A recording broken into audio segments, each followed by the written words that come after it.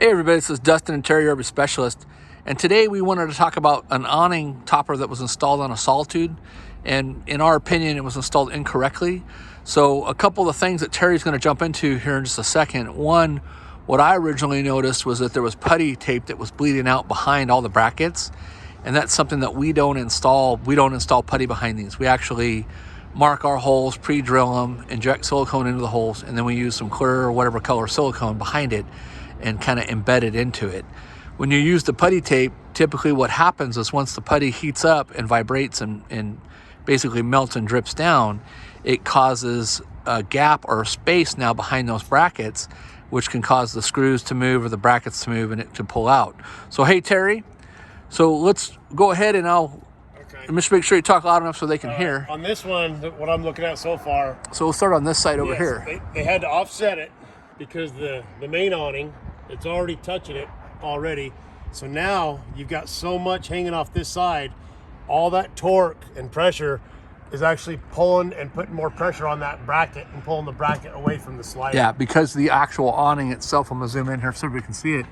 The awning is sticking so way past it. As you follow the end of it here, you see how the end of the bracket, there's those two silver screws and there's a hole there.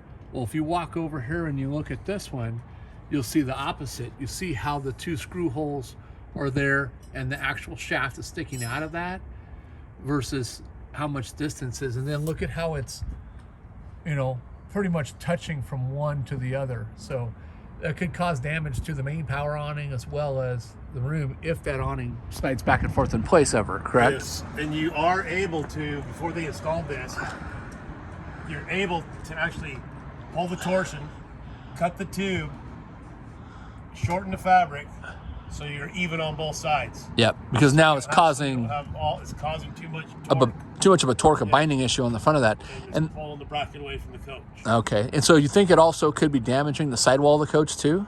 It's possible. It's about ready to. We had an incident to where it gets pulled in so far, it actually catches the top of the fascia. I've seen it get pulled behind the fascia. And rip it off, right? And pull it behind the fascia. Okay, so that's this one. Now he wanted us to go ahead and take a look at the other ones as well. I didn't look and notice that on this one.